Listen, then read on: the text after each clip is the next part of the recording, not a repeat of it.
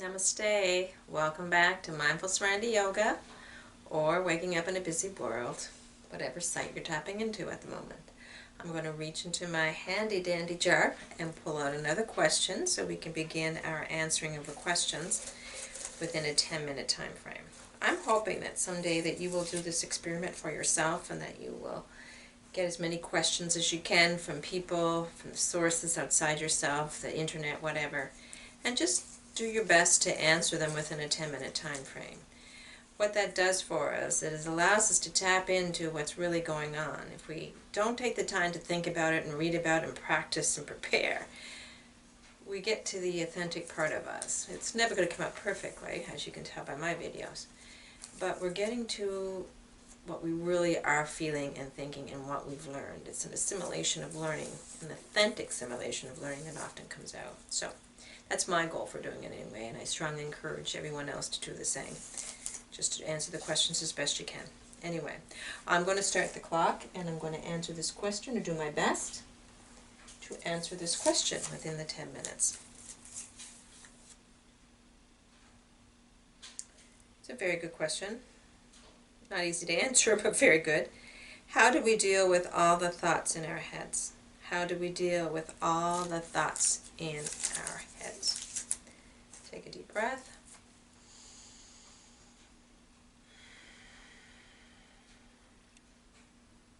I'll do my best to answer. How do we deal with all the thoughts in our heads? Wow. And we do have a lot of thoughts in our heads. I think it was the National Science Association of America, I'm not sure where, if that's correct or not, but they came up with this prediction, or this estimation, that we have about 60,000 thoughts a day going around in our heads.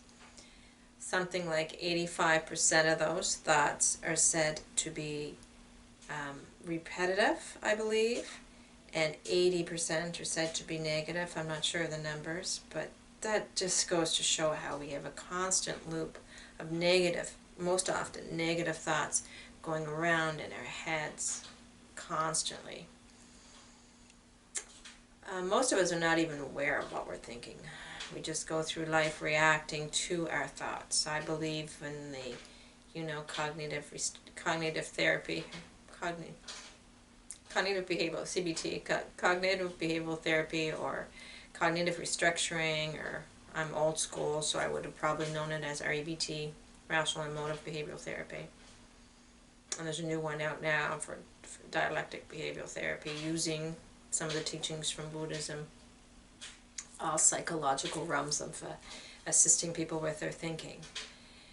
But what we see is that the thought will counter a circumstance, and will develop a thought related to that circumstance, and then we will develop an emotion, or an emotion will arise from inside us many times in response or as a reaction to that thought that we had related to the circumstance, and from there we will behave. That's basically the ABCs of thought and thinking and feeling. But of course sometimes we'll have a feeling and not understand what it's about, so we will attach a thought to it in order to explain the feeling. So I also see that as well. Regardless, we have a lot of thoughts in our head. We have a very, very noisy mind. And this noisy mind syndrome has been going on for centuries and centuries and centuries. And that is one of the reasons why yoga was developed. Some people say 4,000 years ago, some say 2,500 years ago. I don't know how exactly when yoga was developed, but it was developed in India, where we tend to see, by the way, the most spiritually enlightened individuals who have been able to get beyond the thinking mind to a higher level of being. So when yoga came about, it was with the intention of taming the mind. Patanjali believed that if we could stop the mind from rippling, we would have yoga. We would have that unified existence of being one one entity within this body, not the several entities that are in our head. Because if you were ever to sit down and just write down what was going on in your head in a half an hour time period, you would be surprised at how many different people you got up in there. You got the critics from the past who told you would never be enough. You got the boss who told you that you didn't do good on that job presentation. You got your co-workers trying to backbite you. You got your brother who was upset because you didn't go to supper. You got your children who are telling you that you're being too strict or by not giving them the car keys. You have so many people up inside that head of yours, creating the thoughts that you have going on, that it can be often overwhelming to get through the thinking, to get through it all, so you find the peace of mind that we're all looking for, whether we know it or not. I think we're all, as individuals, on this search for peace of mind, to get through the thinking, to tame it a little bit so that we can just relax. You know, what was in the 16th century, there was a mathematician and philosopher by the name, in the 16th century, I guess it would have been the 15th century, 1600s, by the name of Blaise Pascal, who was quoted as saying that the man's major source for suffering, I'm paraphrasing, major source of suffering was due to the fact that he could not sit in a room alone. He could not sit with his thoughts, because the minds are so active they can pretty much cause us to be anything but peaceful. So how then do we deal with these thoughts that are constantly going on in our heads, and all these different people either criticizing? I mean, we've got some positive thoughts in there too, but we say, like, you know, the National Science Association said that basically we have more negative thoughts than positive thoughts. So what do we do about that? Well, I believe the first thing we need to do is to realize that we do have a lot of thoughts in our heads, and how powerful those thoughts are in determining how we live our lives and how we experience life. If we listen to the thoughts like most of us do, we're going to be carried in a merry-go-round, around and around. We're going to be chasing squirrels, as I often refer to it, you know, and running further and further and further away from the home of peace that we're longing to reestablish ourselves in. So we need to be aware that we do have a thinking mind that's overthinking and busy and crazy, really. I mean, there's no doubt about it. Most of us are, our thoughts are what goes on in our mind is completely crazy. Yet we have a tendency to allow it and to listen to it and believe those thoughts that are going on in our heads. And be very, very attached to them, to believe that everything that we're being told. So we need, first of all, to be aware of the power of a thinking mind. Second of all, we've got to detach by taking a mental step back from our thoughts, creating space between our thoughts and who we really are.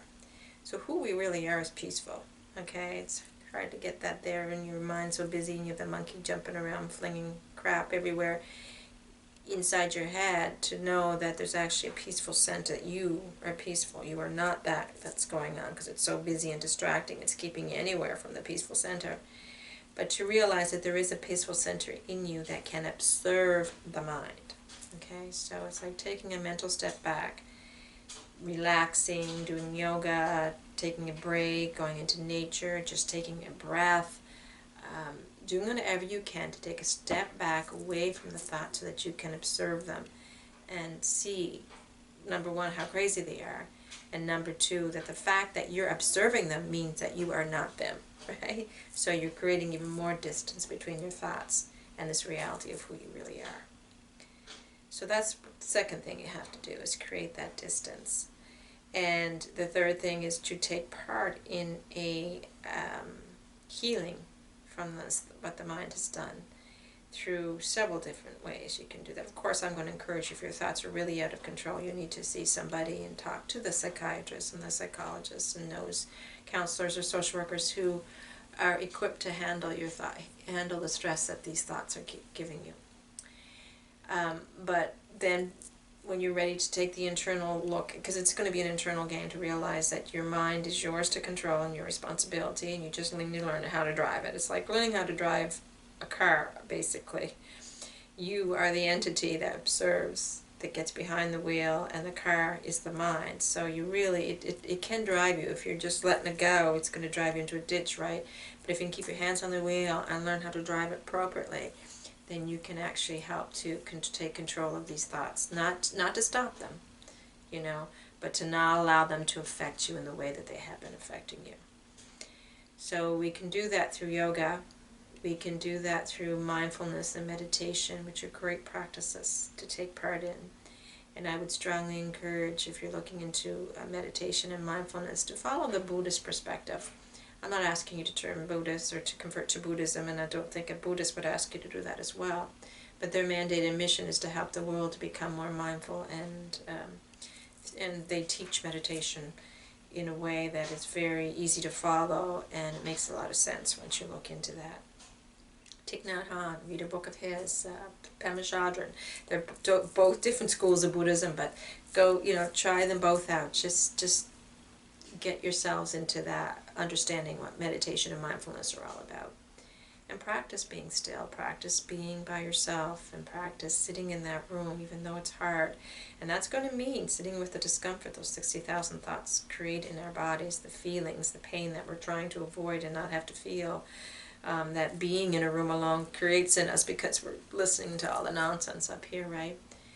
But being willing to sit with the thoughts, being willing to sit with the feelings, being willing to sit with the experiences life offers us is an important thing too, to help us deal with the thinking that goes on in the head. The more we are accepting of life, the more we are accepting of our feelings without this need to run away or push away, then we are definitely going to be able to deal with our thoughts a lot better.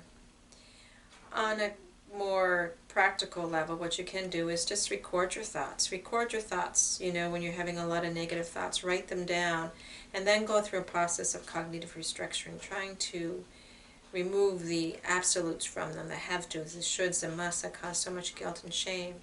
Try removing the absolutism. It always happens this way, or it never happens that way, that our thoughts are often carrying with them.